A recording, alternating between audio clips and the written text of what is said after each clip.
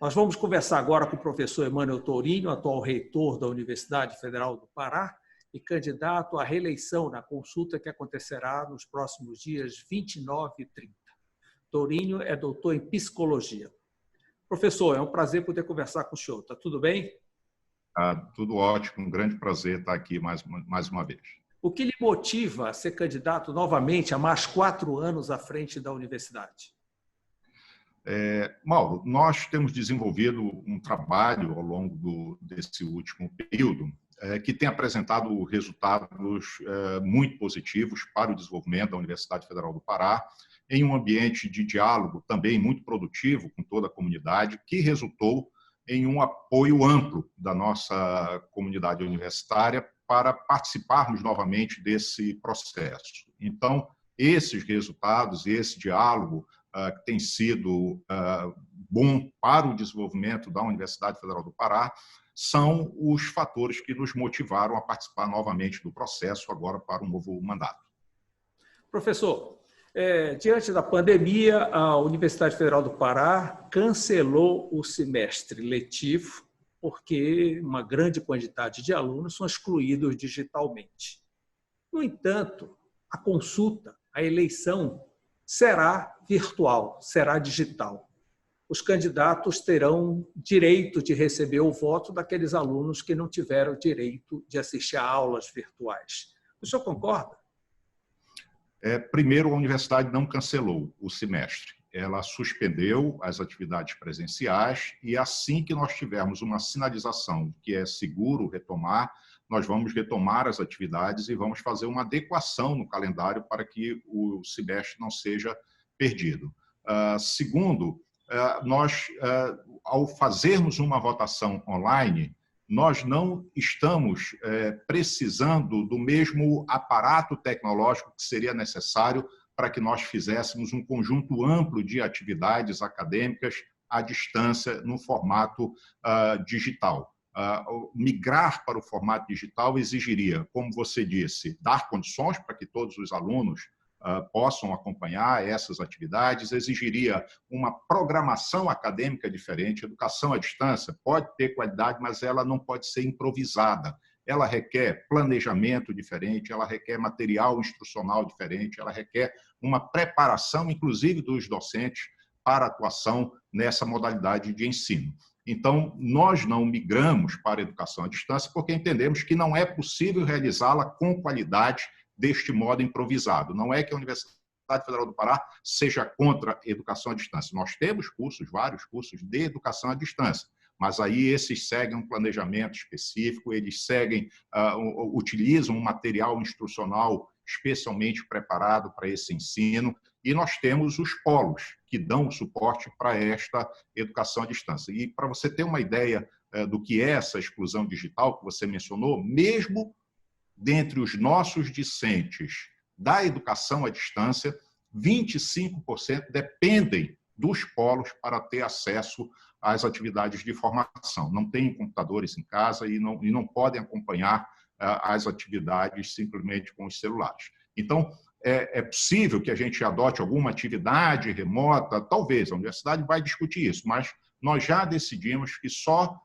programaremos novas atividades quando cumprirmos 3 requisitos. Primeiro, segurança para todos, não podemos voltar colocando ninguém em risco. Segundo, com uma programação que garanta a qualidade da formação, portanto, não pode ser algo improvisado, não pode ser algo que represente uma perda de qualidade na formação que nós oferecemos. E terceiro, tem que ser com inclusão, não pode ser excluindo nenhum aluno. O MEC estendeu agora a aula remota até dezembro. O que é que a universidade vai fazer? Ele autorizou, né? Ele não determinou que as universidades devem fazer educação à distância. Todas as universidades brasileiras estão na mesma condição que a Universidade Federal do Pará. Elas estão estudando alternativas para a retomada, né, das atividades de ensino e com propostas que são diversas. Há universidades que discutem a possibilidade de migrar para a educação à distância, há universidades que discutem modelos híbridos, né, e há universidades que consideram essa possibilidade de você fazer o que é possível na forma remota, mas não tentar improvisar com aquilo que não é possível fazer remotamente. E existe ainda a possibilidade de, quando houver segurança, você ter atividades presenciais com outros cuidados e não mais com o mesmo número de alunos em sala de aula. Então, tudo isso está sendo estudado, as experiências brasileiras e experiências estrangeiras estão sendo analisadas por uma comissão do nosso Conselho Superior de Ensino, Pesquisa e Extensão, e nós, em breve, receberemos um documento desta comissão com a sugestão de algumas estratégias, algumas etapas a serem cumpridas para esse processo de retomada. O que nós temos com clareza é: não voltamos sem segurança, não voltamos sem qualidade e não voltamos sem a inclusão. Professor, como será a lista tríplice, se são apenas 2 candidatos? Na eleição passada, houve um acordo entre os candidatos em que a chapa que tivesse ganho a consulta montaria a lista. Mas me parece que o seu opositor agora não aceitou. Como é que será montada essa lista tríplice? Bom, primeiro, deixa eu esclarecer uma coisa. Não há 2 candidatos para a lista tríplice, há 2 candidatos para a consulta à comunidade. Então, a escolha de dirigentes da universidade ela tem 2 etapas. Uma é a consulta para saber que projeto de universidade a comunidade quer, quem ela quer que encabece esse projeto, e isto é decidido, então, na consulta que acontecerá de modo online. A segunda etapa é a elaboração da lista tríplice, e isso é uma prerrogativa exclusiva do Conselho Universitário. Outra observação: na eleição passada, não é que os candidatos pactuaram antes que não apresentariam na lista tríplice, é que por uma questão ética. Eles perderam a eleição, eles sabiam que a comunidade não os tinha escolhido como lideranças para assumir essa posição de gestão na universidade, então, por uma questão ética, eles não se inscreveram na segunda etapa, que é no consumo. Então, a inscrição no consumo é uma coisa que independe da consulta à comunidade. Então, encerrada a consulta, haverá um momento em que quem quiser poderá se inscrever no Conselho Universitário para participar da lista tríplice. O que tem acontecido em todas as universidades que estão realizando escolha de dirigentes ao longo dos últimos 2 anos? Elas têm 2 opções. Elas formam a lista tríplice na opção A, com 3 nomes que representam a chapa vencedora, ou opção B, formam a lista tríplice com a chapa vencedora, a chapa perdedora e outros nomes eventualmente. O que acontece como regra? Quando o Conselho Universitário forma a chapa, forma a lista tríplice com 3 representantes da chapa que venceu a consulta, como regra é nomeado o primeiro colocado. Houve só 2 ocasiões em que isso não aconteceu. E quando o Conselho Universitário adota a opção B, como regra, o governo tem nomeado alguém que está politicamente alinhado com ele, não necessariamente o vencedor da consulta universitária. Então, esta atribuição será do Conselho Universitário. Nós vamos disputar a consulta à comunidade e, caso a comunidade diga que nós devemos liderar a instituição pelos próximos 4 anos, nós vamos apresentar 3 nomes ao Conselho Universitário. E, como sempre aconteceu na universidade, o Conselho Universitário vai decidir o que fazer e vai decidir se quer uma lista do tipo A ou uma lista do tipo B. O que é estranho é alguém achar que pode conduzir a universidade sem ter a liderança e o respeito da comunidade universitária. Isto não existe em lugar nenhum. Em todas essas experiências que aconteceram de nomeação de pessoas que não foram escolhidas pela comunidade, as instituições vivem crises institucionais que vão gerar resultados muito negativos no curto, médio e longo prazo, prejudicam o desenvolvimento da instituição, por uma razão simples: as universidades, elas são instituições complexas, elas são instituições de pessoas que têm discernimento para compreender todas o jogo político, não é? E que não se submetem a uma liderança ou a alguém que não tenha sido autorizada a exercer esta função de liderança. Professor, então, nós achamos que, como nas vezes anteriores, não é, a universidade respeite a vontade da comunidade, né? Coloque na cadeira de reitor alguém que a comunidade reconhece que deve estar ali representando e liderando os processos institucionais. Professor, essa estabilidade no MEC, vai ministro, vem ministro, isso de alguma forma afeta a Universidade Federal do Pará? Eu acho que não, porque a política não muda. Não é? Eu acho que o governo é o mesmo, né? As diretrizes são as mesmas, e o que tem acontecido ao longo desses últimos 2 anos é isso que eu mencionei. Não é? O consumo, o Conselho Universitário manda uma lista de um tipo ou de outra, não é? E o governo escolhe mais, com maior frequência, o dirigente que foi escolhido pela comunidade ou não, né? Dependendo do tipo de lista que é enviada. O comando do MEC tem sido ideológico, o comando do MEC tem sido partidário. Como é que o senhor se enquadra neste cenário? A Universidade Federal do Pará é uma instituição que sempre dialogou com todas as forças políticas em favor da sua missão institucional e continuará assim. O nosso comportamento tem sido de dialogar com todos.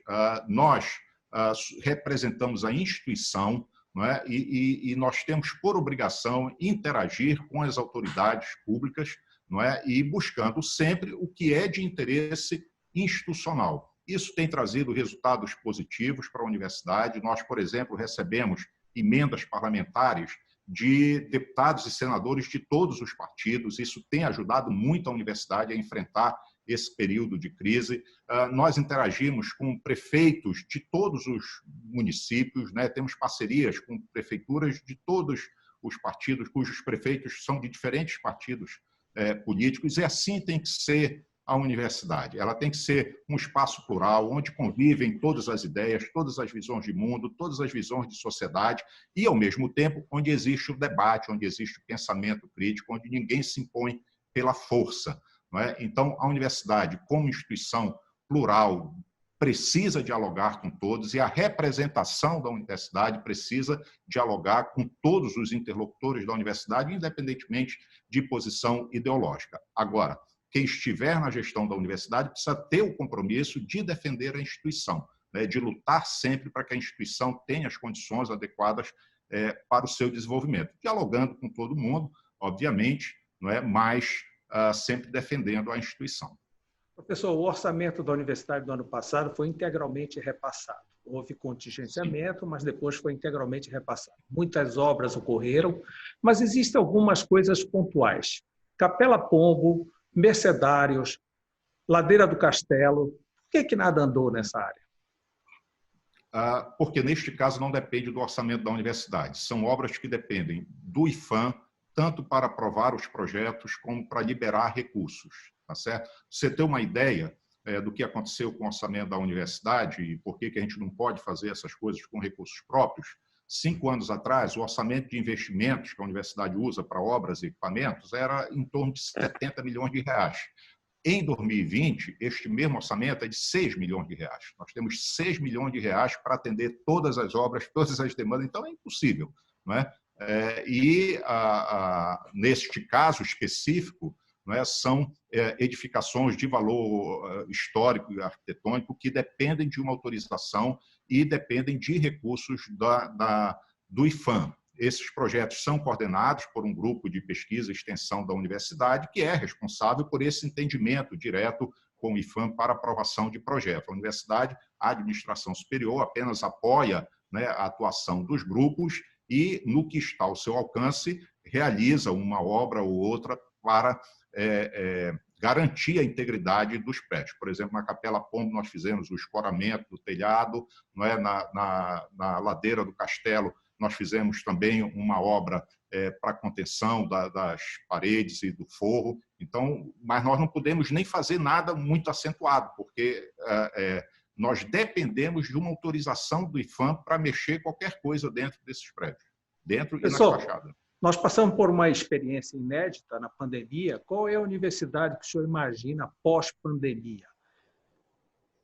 Será certamente uma universidade diferente. Não é? Nós vamos precisar uma universidade, uma sociedade diferente. Tudo no mundo será diferente após essa pandemia. Nós certamente teremos uma universidade mais forte na atuação em pesquisa, em ensino e extensão, porque está claro para a sociedade que sem conhecimento, sem ciência, não se enfrenta esses grandes desafios, e não pensemos nós que esta pandemia é um caso isolado que não vai acontecer nunca mais. Não vai. Vão surgir outras situações, porque, inclusive, essas alterações ambientais que temos produzido, elas nos tornam mais vulneráveis, não é, a esses vetores de doenças que desconhecemos, né, com as quais nós não estamos preparados para lidar.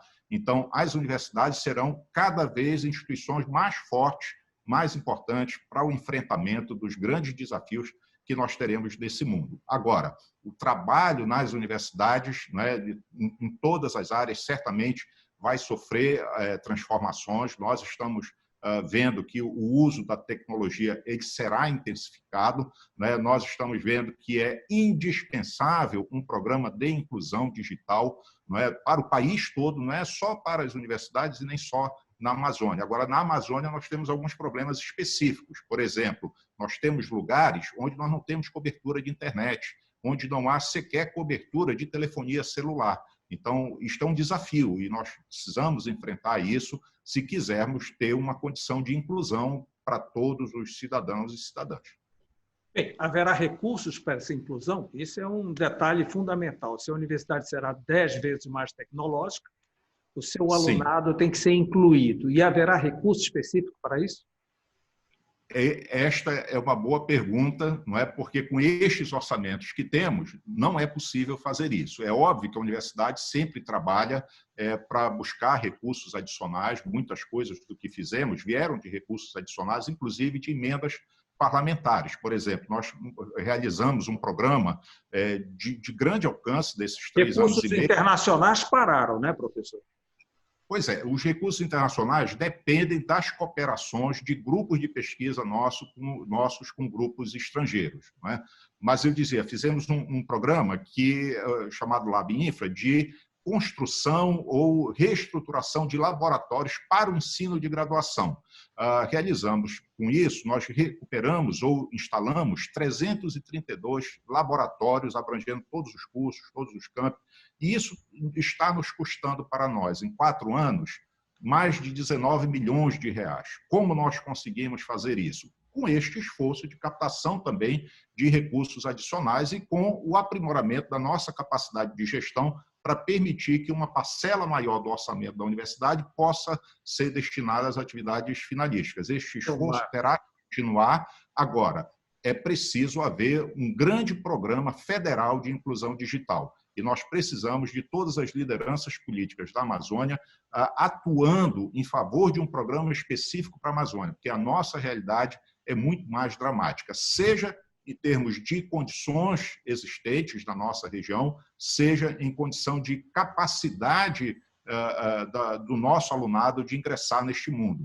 Veja, na Universidade Federal do Pará, 85% dos discentes vêm de famílias em vulnerabilidade socioeconômica. Então, não dá para falar em inclusão digital se não contarmos com um financiamento considerável para isso. Professor Emmanuel Torilho, muito obrigado por essa entrevista. Boa sorte aí nessa contenda, que tudo corra bem. Boa tarde para o senhor e até a próxima. Boa tarde, muito obrigado por mais essa oportunidade de falar da nossa universidade e eu convoco a nossa comunidade a comparecer à votação que acontece nos dias 29 e 30 de junho por meio do nosso sistema de SIG eleição. Muito importante a participação de todos para que tenhamos uma universidade cada vez mais forte e afirmando a sua autonomia na escolha de dirigentes. Muito obrigado. Até logo. Bem, tenho certeza que você gostou das nossas conversas de hoje. Na próxima segunda-feira, no mesmo horário, espero por você. Muito obrigado pela audiência e boa noite.